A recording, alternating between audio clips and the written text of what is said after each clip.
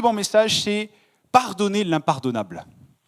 Et on va parler ce matin du pardon et on va parler surtout du non-pardon. Et on va parler de toutes les conséquences que le non-pardon amène dans nos vies et combien c'est subtil et caché et enraciné dans toutes les ramifications finalement de ce que nous sommes.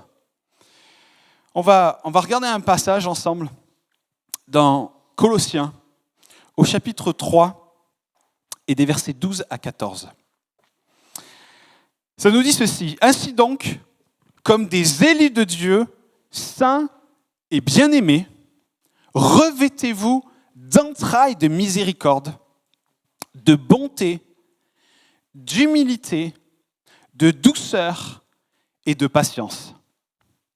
Supportez-vous les uns les autres, et si l'un a un sujet de se plaindre de l'autre, pardonnez-vous réciproquement. De même que Christ vous a pardonné, pardonnez-vous aussi.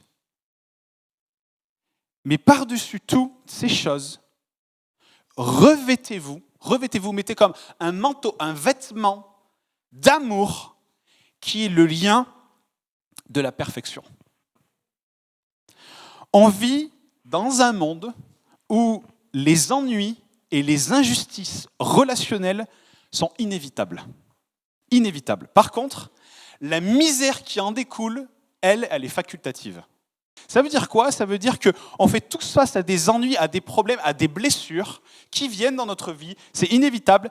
Par contre, ce qui va en découler, ça nous appartient. La douleur, elle est une réalité, mais l'amertume, la colère, la haine qui en découle sont des réactions pour lesquelles Dieu nous appelle à enfiler ce manteau d'amour pour les surmonter, et en particulier au travers du pardon.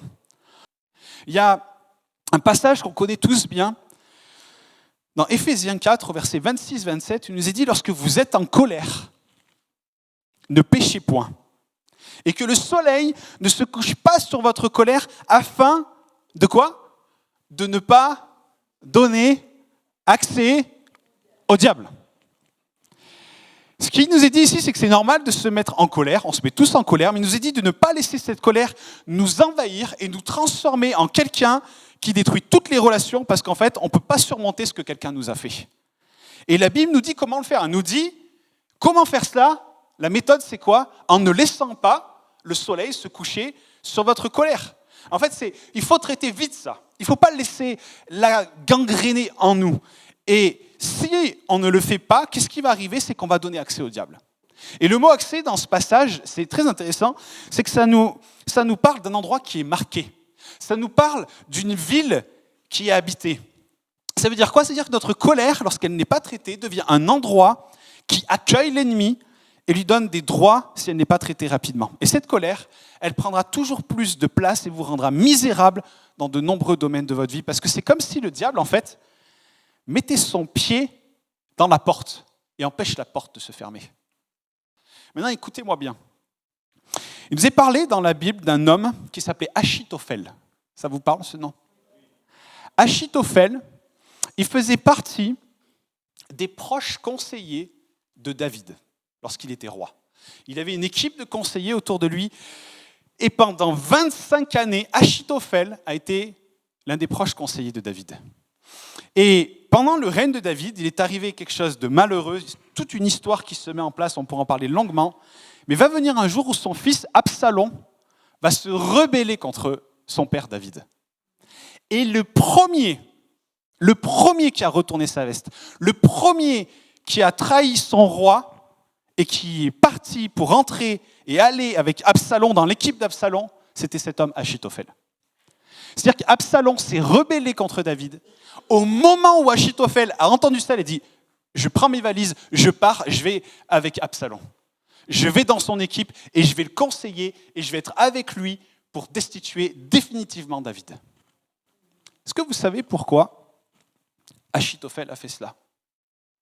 Pourquoi il y a eu ce revirement de loyauté, cette traîtrise qui s'est manifestée à l'instant même où il a entendu qu'Absalom a fait ce coup d'État ? Parce qu'il y a une véritable raison.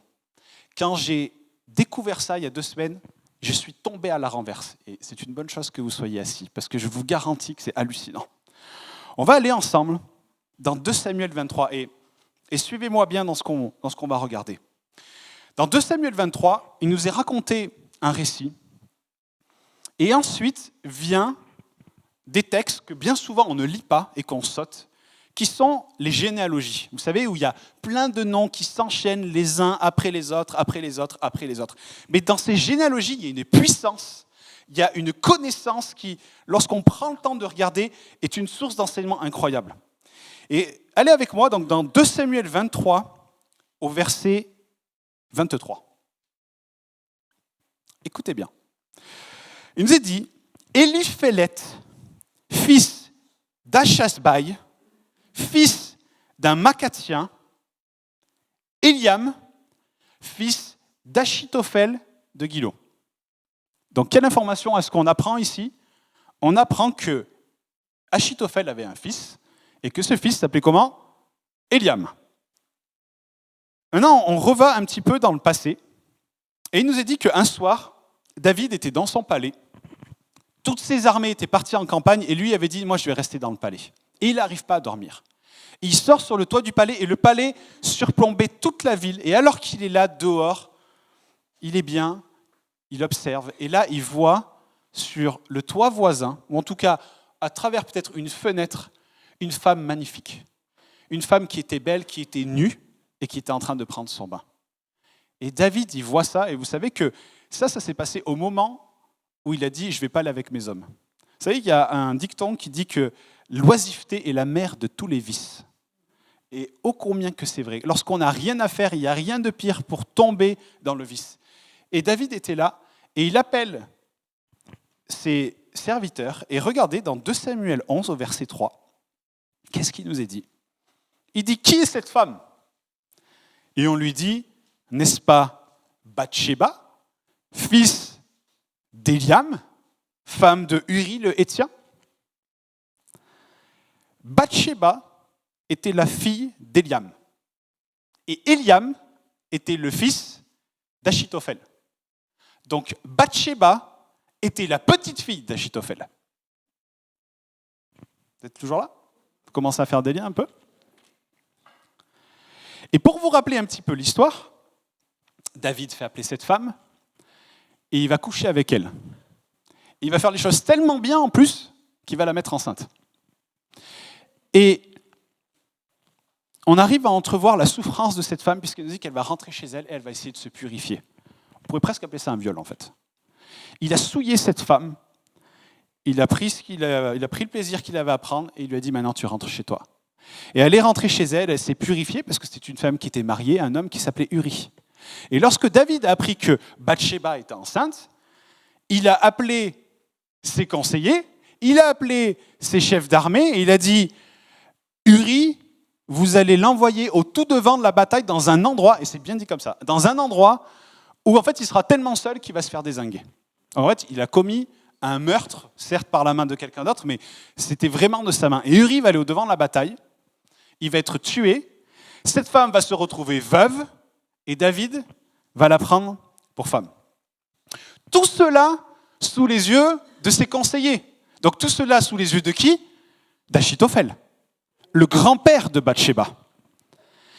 Imaginez un seul instant, pour ceux qui sont grands-parents ici, la colère, le dégoût, le mépris et le désir de vengeance de cet homme. Ça devait bouillonner en lui encore et encore et encore, et on peut imaginer comme ça a dû tourner dans sa tête, mijoter dans son cœur ses pensées pendant tant d'années. Et au moment où Absalom il lance son coup d'État, c'est cet homme qui a été le premier à faire défection, à rejoindre l'équipe d'Absalom et à essayer de lui donner des conseils pour destituer David. Et vous savez quel est le premier conseil qu'il lui a donné? Il dit « Hé Absalom, tu sais ce que tu devrais faire? Tu devrais prendre les femmes de ton père, on va monter une tente en haut du palais ouverte pour que tout le monde voit, et tu vas violer une à une les femmes de ton père sous les yeux de tout Israël. Comme ça, tout le monde verra comment tu as amené la honte sur ton père. » Et ce conseil, il est venu du grand-père de Bathsheba, et c'est exactement ce qu'Absalom a fait. Pourquoi? Parce que pendant 25 années, Achitophel a été rempli et saturé de colère et d'offenses et de blessures. Et il a remué ça encore et encore. Imaginez tout ce qu'il allait pouvoir faire à David lorsqu'il en aurait l'occasion. T'as blessé ma famille, t'as tué mon gendre, tu as souillé ma petite fille. Alors tu sais quoi, Absalom, vas-y, fais à sa famille ce qu'il a fait à la mienne. Viole les femmes de ton père, souille-les comme il a souillé ma petite fille. Et ce qui est fou dans tout cela, c'est que malgré cette vengeance, malgré cette haine qui a en apparence été libérée, assouvie, on voit curieusement que quelques chapitres plus tard, cet homme, ce même homme, va rentrer chez lui, va donner des ordres à ses serviteurs, il va donner des ordres à ses fils et à ses filles, il va trouver un arbre, il va se pendre. Et il s'est suicidé.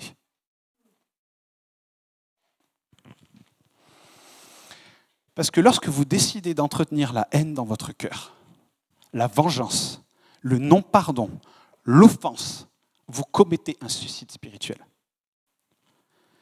Ça n'arrivera peut-être pas en un jour, ça n'arrivera peut-être pas en un mois, mais il n'y a aucun moyen de vivre ainsi pendant 25 ans sans que ça vous brûle de l'intérieur jusqu'à faire disparaître en fait la vie même de vous. Ça vient comme vous étouffer, ça vient comme vous faire mourir de l'intérieur. Je ne sais pas si vous avez déjà vécu cette situation où vous avez été blessé, peut-être par votre conjoint, par vos enfants, par des gens au travail, et vous êtes là le soir dans votre lit et vous repensez à ça, et vous mâchouillez votre enfance comme un chewing-gum, et vous dites, mais je ne reviens pas qu'ils aient dit ça.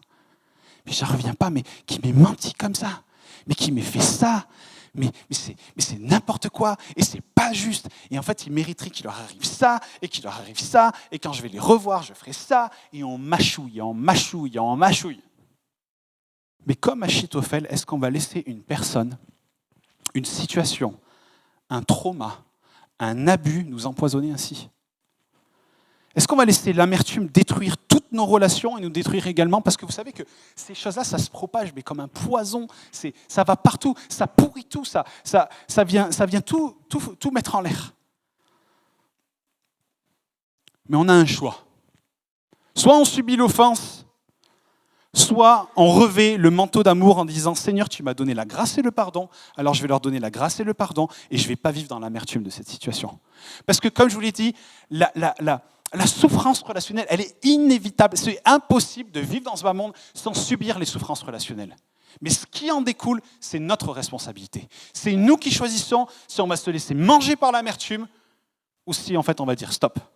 Parce que lorsqu'on pardonne, on brise le contrôle et le pouvoir de Satan sur notre vie, sur notre famille, sur notre mariage et sur notre avenir. C'est méga important. Notre avenir même est en jeu dans ces situations-là. Parce que tout devient souillé. Et à chaque fois que le pardon est là, Satan perd son contrôle et perd son pouvoir. Parce que si on se couche sur notre colère, on l'entretient encore et encore et encore, eh bien à ce moment-là, en fait, on devient esclave de notre propre amertume. Si vous voulez que Satan perde le contrôle sur votre vie, sur votre famille, alors il faut pardonner. Et il faut pardonner parce que premièrement, le non-pardon est une autoroute pour nous rendre captifs de notre non-choix de pardonner. On devient captif, prisonnier de notre non-pardon. Deuxièmement, ça donne un droit à l'ennemi dans notre vie parce que l'offense, nos pensées et les forteresses de pensée qui émanent des situations que nous mâchouillons avec haine et amertume, en fait, lui donnent un droit. On donne un droit à l'ennemi. Véritablement. Lorsqu'on dit, là, je ne vais pas pardonner et je vais bien mâchouiller ma haine et mon amertume, en gros, vous dites à Satan, tiens, vas-y, fais-toi plaisir dans ma vie. Mets bien ton pied dans la porte et qu'elle reste bien ouverte comme ça, tu vas pouvoir bien te faire plaisir. Et troisièmement, en plus de ça, on est dans la désobéissance parce que comme le Père a pardonné, nous devons pardonner. Lorsque on s'enferme dans l'offense, ça ne fait qu'amener l'emprisonnement et la mort dans nos cœurs. Et on s'isole à cause de la blessure, on coupe les ponts et on veut juste qu'on nous laisse tranquilles. Et on va parler après des étapes de ce qui se passe quand ça arrive. Mais c'est ce que produit la colère, la blessure et l'offense lorsqu'elles ont libre cours à leurs influences. Mais c'est également tout ce que fait disparaître le pardon lorsqu'il est libéré.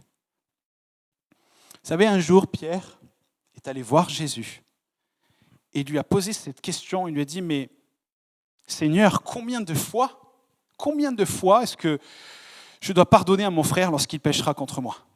Est-ce que je dois lui pardonner jusqu'à 7 fois? Et on voit au travers de ce passage en fait, que Pierre, qu'est-ce qu'il voulait? Pierre, il voulait une équation mathématique. Il dit, donne-moi un nombre, une méthode à appliquer pour qu'en fait, je sache jusqu'où je dois manifester l'amour. C'est quoi la limite en fait à l'amour qui doit être manifesté lorsque quelqu'un m'offense? Je veux connaître cette limite. Et Jésus, qu'est-ce qu'il va lui dire? Il lui dit, je ne te dis pas que tu dois pardonner jusqu'à 7 fois, mais je te dis que tu dois pardonner jusqu'à 70 fois, 7 fois. 7 fois 7, 49, fois 10, 490. 490 fois par jour. Vous savez combien ça fait ça? Ça fait un pardon libéré toutes les 3 minutes. Je ne crois pas ici qu'on subisse une offense toutes les 3 minutes. Et en fait, ce que Jésus disait à Pierre, c'est qu'en fait, pardonner, c'est perdre le compte. Pardonner, c'est perdre le compte. Pardonner, c'est quand ça n'a plus d'importance parce que j'ai choisi de t'aimer et rien de ce que tu peux faire ou dire ne peut m'empêcher de t'aimer.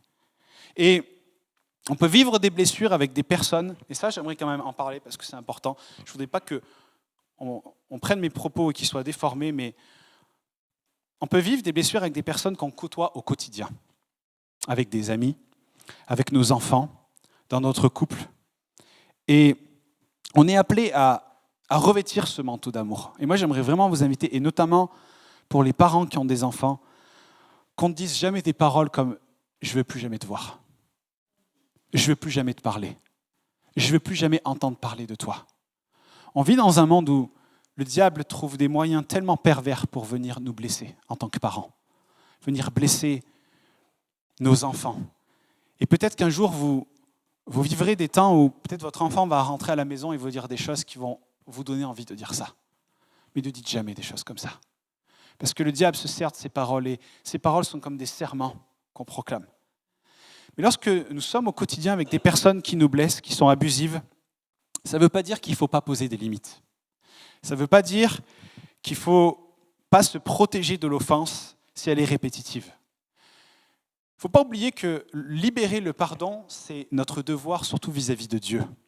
C'est vis-à-vis de Dieu que c'est notre part de pardonner.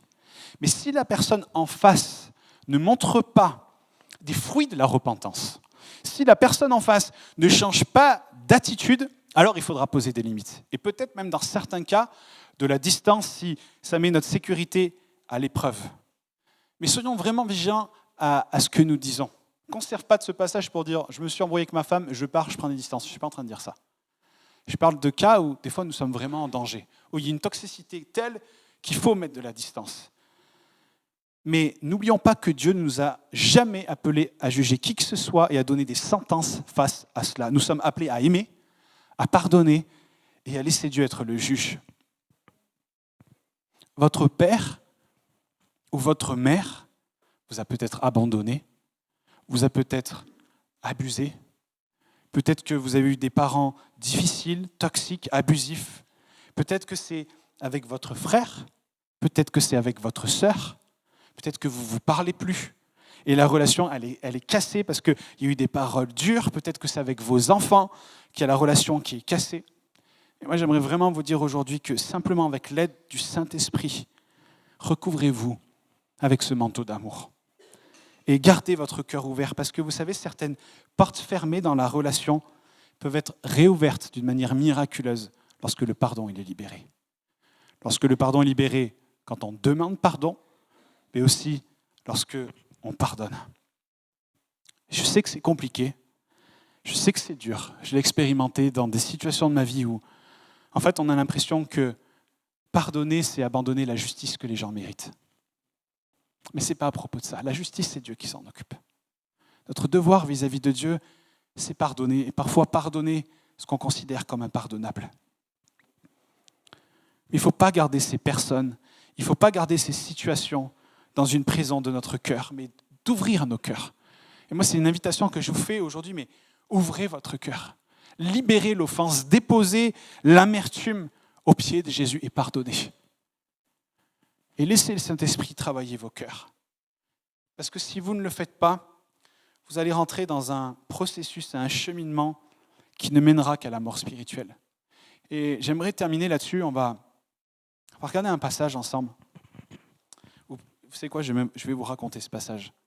Dans Josué, au chapitre 10, il nous est dit qu'il y a 5 rois qui se sont levés pour venir contre Israël et contre Josué. Et les armées de Josué vont vraiment dévaster ces 5 rois, ces 5 ennemis. Leurs armées vont être dispersées. Et les rois, ces 5 rois, voyant cela, il nous est dit qu'ils prennent la fuite et ils trouvent une caverne. Et dans cette caverne, ils vont se cacher, se réfugier, s'isoler, et ils vont rester là longtemps, un long moment, vraiment un long moment. Et quand Josué apprend cela, il envoie des soldats, et il leur dit, vous allez prendre des grandes pierres, des grosses pierres, et vous allez les rouler à l'entrée de la grotte pour qu'en fait ces rois, ils ne puissent plus sortir. Et en fait, on se rend compte que d'un seul coup, la situation a changé. Ils sont passés d'une situation d'isolement à une prison.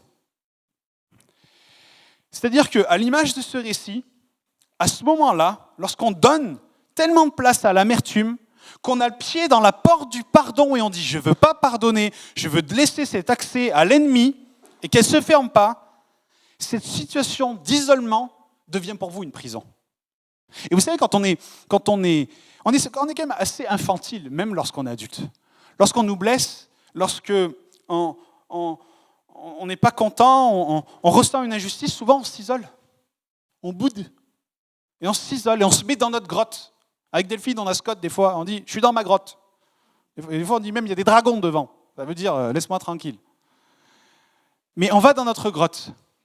Mais cette grotte d'isolement, si vous y restez trop longtemps, si vous laissez le soleil se coucher sur votre isolement, ça va devenir une prison pour vous.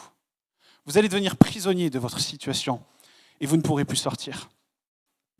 Mais le récit ne s'arrête pas là, puisque quand ils ont fini de disperser et tuer toutes les armées, Josué revient avec ses généraux et il leur demande d'ouvrir la pierre et ils ouvrent la pierre et ces rois sortent. Et il nous est dit qu'ils vont mettre le pied sur leur cou et ils vont les tuer. Et ils les ont tués, ces 5 rois. Et qu'est-ce qu'ils ont fait? Ils ont pris leur corps et les 5, ils les ont pris et les ont pendus à un arbre. Et ce qui est intéressant, jusqu'au soleil, au coucher du soleil, c'est très macabre, vous allez voir. Et à la fin de la journée, ils ont détaché les corps et les ont pris et les ont balancés dans la grotte. Et cette grotte est devenue pour eux, à la fin, un tombeau, une tombe dans laquelle ils sont morts. C'est passé d'une grotte d'isolement, pour reprendre mon image, parce que, en fait, c'est ce qu'on fait lorsqu'on dit « je ne te parlerai plus jamais, je ne te pardonnerai jamais, je ne veux plus affaire à toi, je ne veux plus te voir ». Puis, en fait, ça passe de l'isolement à la prison, parce qu'on s'enferme nous-mêmes dans notre amertume, dans notre blessure, dans notre douleur. Et ô combien l'ennemi de nos âmes adore cela, et il va se saisir de tout cela pour nous détruire, parce que lorsque nous pardonnons, en fait, les gens peuvent se moquer de nous, nous mépriser, nous insulter, continuer d'être méchants, mais en fait, on se libère nous-mêmes. Moi, j'ai déjà expérimenté une situation un jour où j'ai pardonné, on s'est foutu de moi en face alors que je demandais pardon. Mais en fait, on s'en fout, c'est pas pour eux qu'on le fait. C'est pour nous. C'est nous qui nous libérons. Vous savez que peut-être qu'aujourd'hui, vous mâchouillez des offenses que des gens vous ont fait, mais ils vous ont oublié depuis belle lurette. Ils ne pensent jamais à vous. Vous pouvez penser à ces gens-là. Vous pouvez mâchouiller votre enfance, mais eux, ils vous ont oublié. C'est pour ça qu'en fait, ce n'est pas pour eux qu'on pardonne. C'est pour nous libérer de cela, nous libérer de nos prisons et sortir de cela. Parce que si on ne le fait pas, alors on passe de l'isolement à la prison, et de la prison à la tombe, au tombeau. Et on va mourir à petit feu, comme Achitophel est mort à petit feu, dans son amertume et son désir de vengeance. Et même lorsqu'il croyait l'avoir assouvi, ça n'a rien changé, parce qu'il était malheureux comme tout. Parce qu'il n'y a que le pardon qui peut nous libérer de cela. Alors ne restons pas dans notre tombe. On a un Jésus qui est sorti du tombeau, lui qui a été persécuté, qui a été battu, qui a été meurtri pour nos iniquités, crucifié sur une croix pour quelque chose qu'il n'a pas fait. Ils ont jeté son corps dans une grotte, mais le 3e jour, il a dit « je ne reste pas ici ». Je sors de cette grotte d'offense, cette grotte de colère dans les gens. Ils l'ont humilié, ils l'ont craché dessus. Ils ont fait toutes sortes de choses horribles. Ils ont mis une couronne d'épines, ils tapaient sur sa tête pour que les épines s'enfoncent dans sa tête. Il a tout subi. Mais il est sorti de là et il s'est enveloppé de ce vêtement d'amour. Mes amis, on n'a pas à subir ces choses parce que Jésus les a subies pour nous. Et il a ouvert un chemin de réconciliation vers le Père. Et nous sommes appelés à marcher dans l'empreinte de ses pas. On est appelés à marcher dans l'empreinte de ses pas avec l'assistance et l'aide du Saint-Esprit. Aujourd'hui, je ne sais pas quelle amertume vous nourrissez, quelle haine, quelle colère vous dévore, mais je sais que si vous ne pardonnez pas, cette situation d'isolement se transformera en prison et se transformera ensuite en tombeau. Et peut-être certains d'entre vous, vous en êtes déjà peut-être à l'étape 2 ou à l'étape 3, mais ce n'est pas trop tard. Certains, vous avez besoin de pardonner des personnes. D'autres, vous avez besoin de vous pardonner vous-même de choses que vous avez faites, où vous vous en voulez, vous vous accablez et vous avez des boulets aux pieds qui vous empêchent d'avancer dans la destinée que le Seigneur a prévue pour vous.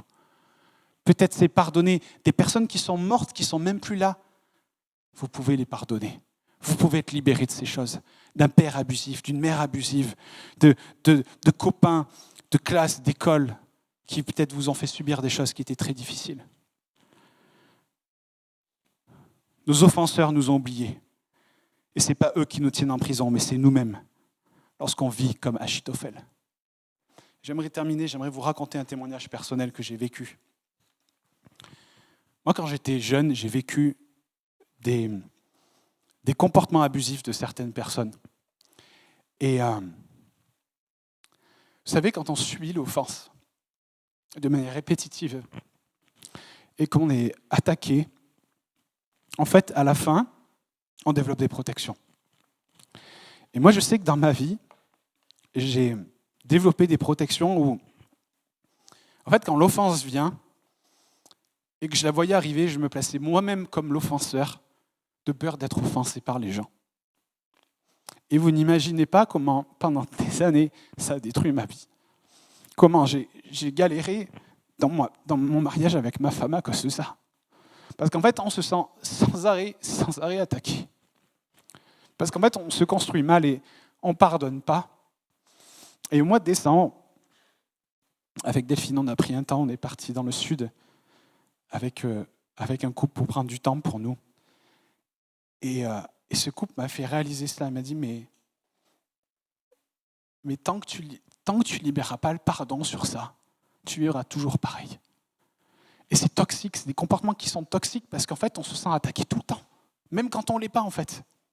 Et on développe des protections et on se place comme l'offenseur et je vais blesser de peur d'être blessé. Et en fait, on blesse les gens. C'est ce que je vous disais. En fait, on finit par blesser les gens autour de nous. On finit par tout détruire. On détruit ceux qui sont pour rien. Des fois, quand vous êtes dans peut-être des discussions, peut-être des disputes avec votre conjoint, il y a des fois des choses qui sortent en nous. Et Delphine, des fois, elle me dit, mais pourquoi tu réagis si fortement ? Mais je ne réagis pas fortement à ce qu'elle me disait. Je réagissais fortement à la blessure qui était là, qui n'était pas réglée, de choses que d'autres m'avaient fait. Et en fait, on a besoin de régler ces choses-là, parce que si on ne le fait pas, on vit comme des esclaves et on détruit tout autour de nous. Et vous savez, ces gens-là, je ne les ai plus vus, je les vois plus. Ils m'ont oublié depuis bien longtemps. Et j'ai pris un papier et j'ai commencé à écrire. J'ai mis leur nom, leur prénom. J'ai décrit tout ce qu'ils m'avaient fait, tout ce que j'avais pu subir. Et après, j'ai écrit, je dis, mais je vous pardonne. Et j'ai mis ça par écrit. Et j'écrivais et je pleurais. Et ça me libérait, ça me faisait tellement de bien. Et après, ces lettres, je les ai toutes brûlées. Et depuis, ma vie, elle a changé. Vous imaginez pas comment. Et c'est un processus. On avance dans ces choses avec l'aide du Seigneur. Mais restez pas dans l'offense. Ça détruit tout. On a besoin de libérer le pardon sur les situations, sur des gens, sur des choses qu'on a vécues. Parce que si on ne le fait pas, on vit comme des esclaves.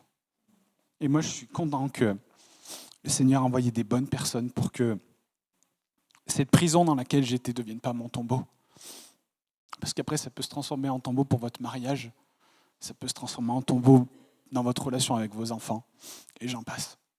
On a besoin de vivre cette libération avec l'aide du Seigneur. Alors ce matin, moi, j'aimerais vous inviter à faire cette démarche avec Dieu. On va prier ensemble. Peut-être alors que je vous ai parlé de tout ça, il y a des choses qui sont remontées en vous. Le Saint-Esprit a mis en lumière des choses. Et fermez pas vos cœurs. Fermez pas vos cœurs à ce que le Saint-Esprit est en train de mettre en lumière dans vos vies. Parce qu'aujourd'hui, ça peut être un jour de libération pour vous. Mais Dieu ne fera pas le travail à votre place. Il faut libérer le pardon. Peut-être c'est votre papa, peut-être que c'est votre maman, peut-être que c'est un frère ou une sœur qui vous a peut-être durement malmené pendant des années dans votre enfance, peut-être des copains d'école, peut-être des abus que vous avez subis. Enfant, je ne sais. Peut-être que c'est quelque chose de beaucoup plus récent que ça. Mais aujourd'hui, n'endurcissez pas vos cœurs à ce que le Seigneur met en lumière.